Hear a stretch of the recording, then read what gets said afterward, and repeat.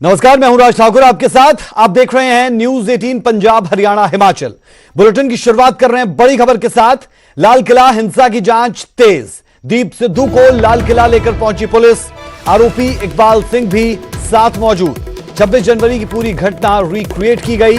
7 दिन के रिमांड पर है दीप सिद्धू और अब लाल किले पर पहुंचे थे पुलिस। दीप सिद्धू को लेकर वो पूरा सीन रिक्रिएट किया गया और फिर वहां से वापस भी ये टीम निकल चुकी है। लाल किला हिंसा की जांच तेज हुई है। दीप सिद्धू को लाल किले पर लेकर पहुंची थी पुलिस। आरोपी इकबाल सिंह भी साथ मौजूद था, जिसने भगवा झंडा फहराया था वहां पर। 26 जनवरी की पूरी घटना रिक्रिएट की गई। सीधे रुक कर लेते हैं दिल्ली का संवाददाता शंकर आनंद हमारे साथ। शंकर, लेटेस्ट अपडेट क्या इस खबर से जुड़ी? देखिए, दीप सिद्धू और इकबाल को लेकर आज जब तकरीबन 1 बजे लाल किला पहुंची थी क्राइम ब्रांच की टीम, उसके बाद तो वहां से निकलने के बाद जब पूरा एरिया जो है रिकंस्ट्रक्शन करने के बाद, तमाम लोकेशन की पहचान करने के बाद, उसके बाद जब क्राइम ब्रांच की टीम वापस फिर कोतवाली स्थित जो क्राइम ब्रांच का दफ्तर है वहां पहुंची और यहाँ पहुंचने के बाद थोड़ी देर तक इसे यहाँ पर रख करके पूछताछ की गई और आज उस लोकेशन पे भी लेकर क्राइम ब्रांच की टीम गई थी, जिस लोकेशन से जिस रूट को फॉलो करते हुए वो लाल किला तक पहुंचा था। तो इस मामले में जो शाहदरा इलाका है वहां पे लेके गई थी क्राइम ब्रांच। उसके बाद शाहदरा के साथ साथ जो सिग्नेचर ब्रिज का इलाका है, यानी कि पूर्वी दिल्ली का जो हिस्सा है, वहां से होते हुए और आईटीओ पहुंची थी। आईटीओ के बाद जिस तरह से लाल किला की ओर दीप सिद्धू आया था, तो उन तमाम लोकेशन को बकायदा आज वेरीफाई किया गया, उसको बकायदा कलमबंद भी किया गया लिखित तौर पे। और उसके साथ साथ जो उससे पूछताछ जो की गई उसमें कि ये पूछा गया कि कौन कौन से वो लोग थे जो उस वक्त में वहां पर हिंसा को अंजाम दे रहे थे। तो तमाम आरोपियों के बारे में पूछताछ हुई है और इस वक्त में फिर वापस तकरीबन 3 घंटे के बाद फिर वापस चाणक्यपुरी स्थित जो क्राइम ब्रांच का दफ्तर है वहां पर ले जाकर फिर से उसे रखा गया था और आगे की पूछताछ की जा रही है। तो आज दिन भर में जहां जहां जिन जिन लोकेशन पर लेकर क्राइम ब्रांच की टीम गई थी, वहां का एक वीडियोग्राफी, वहां का फोटोग्राफी, सब कुछ करवाया गया है। अब आगे पुलिस की टीम जो है तमाम उन औपचारिकताओं को पूरा कर रही है, जिसके मार्फत बकायदा जो आरोप पत्र जब दायर किया जाएगा, जब चार्जशीट दायर की जाएगी, तो उस वक्त में इन तमाम चीजों को लिखा जाएगा और इसके बारे में बताया जाएगा। तो यहाँ पर कहा जा सकता है कि जिस तरह से दीप सिद्धू ने आज इकबालिया बयान लाल किला में जो दिया है, इसको आधार बनाते हुए कई और दूसरे आरोपियों की गिरफ्तारी भी जल्द की जा सकती है। जी चलिए शंकर, बेहद शुक्रिया इस तमाम जानकारी के लिए। तो दीप सिद्धू जिसे गिरफ्तार किया जाता है 13 दिन के बाद, 7 दिन का रिमांड अब उसका लिया गया है। अब दिल्ली पुलिस उसे लाल किले पर लेकर पहुंचती है, पूरा सीन रिक्रिएट किया जाता है। इकबाल सिंह आरोपी साथ रहता है और अब पुलिस यहां से वापस निकल चुकी है। तो लाल किला हिंसा की जांच तेज हो चुकी है। कुछ अहम खुलासे होने की भी लाजमी तौर पर उम्मीद।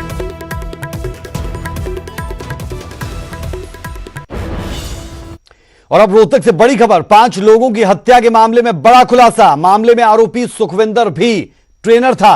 पुलिस की तरफ से यह जानकारी दी गई है। फिलहाल आरोपी फरार है। आरोपी पर 1 लाख रुपए का इनाम भी रख दिया गया है। फिलहाल कोई पुख्ता सबूत नहीं मिल पाए हैं। पुलिस की तरफ से यह जानकारी दी गई है। पुलिस हर एंगल से मामले की जांच कर रही है। बड़ी और अहम खबर रोहतक से हम अपने दर्शकों को दे रहे हैं। मामले में आरोपी सुखविंदर, और जो सुखविंदर था वो भी ट्रेनर था। उसने 2 कोचेस और साथ ही 3 पहलवानों की हत्या की। ये आरोप सीधे तौर पर लगे हैं और तस्वीरें भी हम आपको शख्स की दिखा रहे हैं जिस पर ये संगीन और गंभीर आरोप लगे हैं। 5 लोगों की हत्या का आरोप लगा है। बड़ा खुलासा पुलिस की तरफ से किया गया है और बताया गया कि सुखविंदर, जिस पर इस हत्या के आरोप लगे हैं, वो एक ट्रेनर था और उसी ने 2 कोच, जी हां, 2 कोच और 3 पहलवानों की हत्या की। ये शुरुआती दौर में सामने आया है। बहरहाल अभी भी ये आरोपी फरार है।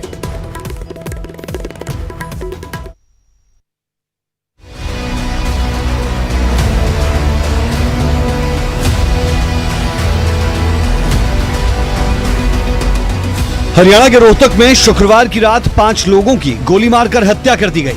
मरने वालों में 2 महिलाएं शामिल हैं। वहीं इसमें 2.5 साल का एक बच्चा भी मारा गया और 2 अन्य लोग घायल हुए। जानकारी के मुताबिक शहर के जाट कॉलेज के अंदर जिम्नाजियम हॉल के कोच और खिलाड़ियों पर रात करीब 9:30 बजे हमलावरों ने फायरिंग कर इस घटना की वारदात को अंजाम दिया। इस वारदात की वजह पुरानी रंजिश बताई जा रही है। वहीं पुलिस इस मामले की हर पहलू से जांच कर रही है। लगभग 8 बजे के करीब हमारा जाट कॉलेज के जिम्नेजियम हॉल में एक इंसिडेंट हुआ है जिसमें 5 व्यक्तियों की अभी तक मृत्यु हो चुकी है और 2 व्यक्ति जिनके ट्रीटमेंट चल रहा है पीजीआई रोहतक में और एक व्यक्ति रेफर हो चुका है मेडिसिटी गुड़गांव में। हालांकि खाकी को अब तक कोई पुख्ता सबूत नहीं मिल पाए क्योंकि अब तक वारदात का कोई चश्मदीद सामने नहीं आया। पुलिस की माने तो इस बात से भी इनकार नहीं किया जा सकता कि इस वारदात में 1 से ज्यादा लोग शामिल हों। जो हमारा मेन एक्यूज्ड है सुखविंदर, वो भी रेसलिंग कोच है और कुछ कंप्लेंट्स आने की वजह से उसको जो मेन डीपीआई थे जाट कॉलेज के मिस्टर मनोज मलिक, उन्होंने उसकी सर्विसेज को टर्मिनेट कर दिया था। प्राइमा फेसाई यही पता चला है कि इसी रंजिश की वजह से उसने कल यहाँ पर आकर इस घटना को अंजाम दिया है। कॉलेज के अखाड़े में इस वारदात को अंजाम दिया गया। इस हमले में 7 लोगों को गोली लगी जिसमें प्रदीप पूजा समेत 5 लोगों की जान चली गई। पुलिस ने शव पोस्टमार्टम के लिए भेज दिए और घायलों को अस्पताल में भर्ती करवाया। जानकारी के मुताबिक 2 कोच के बीच में झगड़ा था और इसी वजह से इस वारदात को अंजाम दिया गया। आरोपी का नाम सुखविंदर है और वो रोहतक के पास के गांव का रहने वाला है। काफी समय से वो रोहतक में नौकरी करता था। धीरेन्द्र चौधरी, न्यूज़ 18 रोहतक।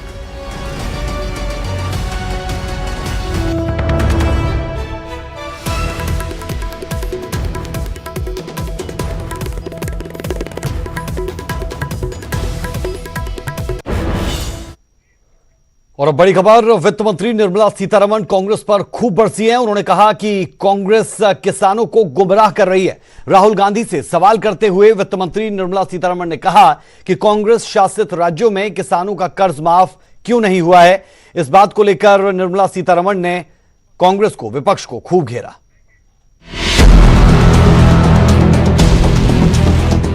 कृषि कानूनों को लेकर देश भर में बवाल है। संसद में भी जोरदार हंगामा है। इसी बीच राहुल गांधी ने किसानों को लेकर कई सवाल खड़े किए जिसके जवाब में वित्त मंत्री निर्मला सीतारमण ने भी कांग्रेस को खूब घेरा। वित्त मंत्री ने कहा कि कांग्रेस किसानों के मामले में दोहरी नीति अपना रही है। एक तरफ कृषि कानूनों को लेकर किसानों को गुमराह किया जा रहा है, दूसरी तरफ कांग्रेस शासित राज्यों में किसानों को अनदेखा किया जा रहा है। निर्मला सीतारमण ने पूछा कि राजस्थान में कांग्रेस ने किसानों का कर्ज माफ क्यों नहीं किया, क्यों पंजाब में किसानों की हालत में सुधार नहीं आया, क्या राहुल गांधी किसानों की भलाई नहीं चाहते, क्यों कांग्रेस ने अपना वादा पूरा नहीं किया और यू टर्न ले लिया। हाँ, बजट में चर्चा करने से पहले फार्म लॉस के ऊपर ये बात बोलेंगे, ये स्पष्टीकरण देंगे कि क्यों कांग्रेस पार्टी की पोजीशन यू टर्न लिया। पहले तो इसका समर्थन देते थे, अभी क्यों बदला, वो पहला है। दूसरी तरफ वित्त मंत्री के इस बयान पर कांग्रेस नेताओं की नाराजगी और गुस्सा भी नजर आ रहा है। पंजाब कांग्रेस नेता राजकुमार वेरका ने जवाब देते हुए कहा कि केंद्र सरकार झूठ पर झूठ बोल रही है। जबकि पंजाब में किसानों की हालत खराब है तो उसका कारण भाजपा और अकाली दल है। ये मोदी साहब के प्रेशर के हेठ प्रकाश सिंह बादल ने ये कानून देश में नहीं पंजाब में जो बनाए थे वो प्रकाश सिंह बादल के कानून है। जिसका इल्जाम आप हमारे ऊपर लगा रहे हो वो अकाली दल की सरकार द्वारा बनाए गए कानून है। कांग्रेस का आरोप है कि केंद्र सरकार देश बेचने का काम कर रही है, आर्थिक हालात खराब हो रहे हैं और अब किसानों की अनदेखी की जा रही है जिसकी वजह से किसान सड़कों पर है। बहरहाल भाजपा नेता जवाब के तौर पर कांग्रेस सरकार के वक्त की नीतियों और बयान गिनवाते नजर आते हैं और किसानों के सामने अगर कुछ है तो सियासी आरोप प्रत्यारोप और ये राजनीतिक बयानबाजी शायद इतनी जल्दी थमने वाली नहीं। चंडीगढ़ से Arshdeep Arshi, bureau report, news 18। Anurag Thakur ने राज्यसभा में एक सवाल का जवाब देते हुए कृषि कानून पर कांग्रेस को खुली चुनौती दी। उन्होंने कहा कि विपक्ष बताए कृषि कानून में कहां लिखा है कि मंडी और एमएसपी बंद हो जाएगी, जिसके बाद दीपेंद्र ने उनका जवाब भी दिया है। मंडी खत्म हो जाएगी। मेरी खुली चुनौती है कांग्रेस पार्टी के नेताओं को, कोई बताए कहां किस कानून में लिखा है कि मंडी बंद होगी, कहां लिखा है कि एमएसपी बंद होगा। है कोई कांग्रेस के नेता में दम या विपक्षी दल के नेता में दम जो बताए कि किसी कृषि कानून में कहीं पर भी लिखा है कि मंडी बंद होगी, एमएसपी बंद होगा। अरे देश के गरीब किसान को, भोले भाले किसान को अपनी राजनीति के लिए इस्तेमाल मत कीजिए। यह किसान की आय को दुगना करने का काम हमने लिया है। अनुराग जी ने कहा मंडियां खत्म नहीं हुई, सही बात है। मंडी, इसमें कोई प्रावधान नहीं मंडी समाप्त करने का। 2 मंडियां बन गई हैं, एक निजी मंडी जिसमें टैक्स नहीं लगेगा और एक सरकारी मंडी जिसमें टैक्स लगता है। 2 मंडी, एक देश एक विधान, एक देश एक संविधान, एक देश एक निशान, एक देश एक चुनाव, एक देश एक मार्केट। तो एक देश 2 मंडियां क्यों? प्रधानमंत्री जी ने कहा एमएसपी थी, है और रहेगी। ठाकुर जी ने भी कहा कि कोई है किसमें दम जो बताए कि एमएसपी चली जाएगी। सही बात है, एमएसपी थी, है और रहेगी, मगर क्या एमएसपी सभी किसानों को मिलेगी और सभी फसलों पे मिलेगी? प्रश्न इस बात का उठता है। आप में दम है खड़े होकर आप कह दें कि एमएसपी मिलेगी हर किसान को देश में? दुष्यंत चौटाला के इस्तीफे की मांग के सवाल पर अजय चौटाला ने बड़ा बयान दिया। अजय चौटाला ने कहा कि दुष्यंत चौटाला का इस्तीफा मेरी जेब में है। अगर दुष्यंत के इस्तीफे से कोई हल निकलता है तो अभी इस्तीफा दे देते हैं। और मेरी तो जेब में है, दुष्यंत का इस्तीफा मैं अभी दे देता हूं। अगर उस बात से मकसद हल होता हो तो हम एक पल भी नहीं लगाएंगे। केंद्र का कानून बनाया हुआ है, केंद्र निर्णय करे या हरियाणा के 10 सांसद रिजाइन करे जिन्होंने इस पे मोहर लगाने का काम किया है, या 5 राज्यसभा के सांसद जो हैं वो रिजाइन करें। दुष्यंत के रिजाइन मांगने से, हरियाणा के मिनिस्टर के किसी रिजाइन करने से अगर समस्या का समाधान होता है तो मैं तो डिप्टी चीफ मिनिस्टर का इस्तीफा मेरी जेब में है। वक्त एक छोटे से ब्रेक का। ब्रेक के उस पार कुछ और अहम खबर।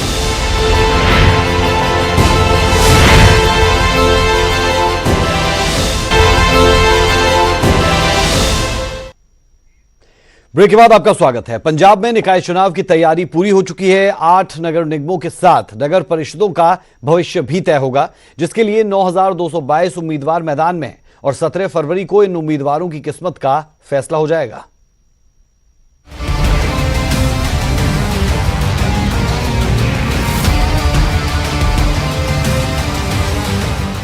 शहरी सरकार चुनने के लिए सभी तैयारियां पूरी हो चुकी है।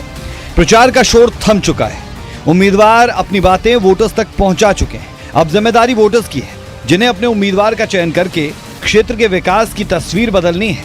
लेकिन उससे पहले प्रशासन की तरफ से पूरी तैयारी कर ली गई है। रविवार 14 फरवरी के दिन जनता अपने वोट डालते हुए किसी परेशानी का सामना ना करे, इसके लिए पुख्ता बंदोबस्त किए गए। पंजाब के 8 नगर निगमों के साथ 109 नगर पालिका, नगर परिषद और नगर पंचायतों के लिए मतदान होगा। इस बार मुकाबला कई मायनों में दिलचस्प है। पहली बार निकाय चुनाव में आम आदमी पार्टी मैदान में उतरी है, तो भाजपा और अकाली दल एक दूसरे के सामने हैं। सभी पार्टियों के कुल मिलाकर 9,222 उम्मीदवार अपनी किस्मत आजमा रहे हैं, जिसमें कांग्रेस पार्टी के 2,037 उम्मीदवार मैदान में हैं, जबकि श्रोमणी अकाली दल के 1,569 उम्मीदवार चुनाव लड़ रहे हैं। उधर इस बार भाजपा और अकाली दल एक दूसरे के सामने हैं और भाजपा ने 1,003 दावेदारों को मैदान में उतारा है। साथ ही पहली बार निकाय चुनाव में किस्मत आजमा रही आम आदमी पार्टी ने 1,606 उम्मीदवारों पर भरोसा दिखाया है। वहीं बसपा से 160 तो 2,832 आजाद उम्मीदवारों की किस्मत का फैसला मतदाता करने वाले हैं। तैयारियों की बात करें, 2,302 वार्ड्स के लिए लोग वोट डालने वाले हैं। इसके लिए 4102 पोलिंग बूथ बनाए गए हैं, जिसमें 1708 संवेदनशील तो 861 अति संवेदनशील बूथ घोषित किए गए हैं। उधर साहिबजादा, अजीत नगर, मोहाली में सबसे ज्यादा 216 संवेदनशील बूथ घोषित किए गए, जबकि मानसा में सबसे ज्यादा 111 अति संवेदनशील बूथ रहेंगे।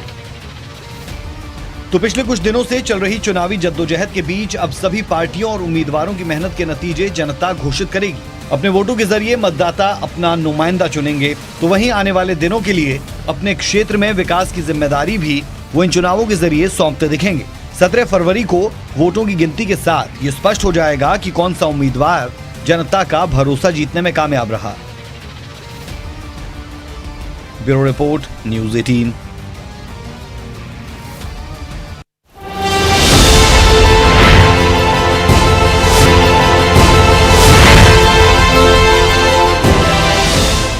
ब्रेक के बाद आपका स्वागत है।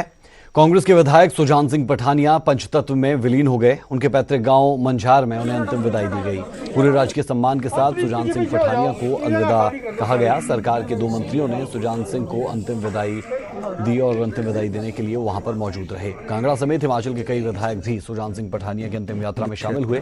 बता दें कि सुजान सिंह पठानिया वीरभद्र सरकार में मंत्री रहे, 7 बार विधायक का चुनाव भी जीता और मौजूदा वक्त में भी फतेहपुर से विधायक थे। हम लोगों ने आज एक बहुत ही कर्मठ और जिंदा दिल और कांगड़े के लिए लड़ने वाला जो है अपना साथी खोया है, और इसकी कमी जो है कांगड़ा क्या हिमाचल भी पूरी नहीं कर सकेगा। जो उनमें ईमानदारी और राजनीति के प्रति एक आदर्श स्थापित करने वाले सुजान सिंह पठानिया जी थे, जिनकी कमी हमेशा। अभी के लिए बुलेटिन में हमारा और आपका साथ इतना ही। खबरों का सिलसिला बदस्तूर जारी है। इजाजत दें, नमस्कार।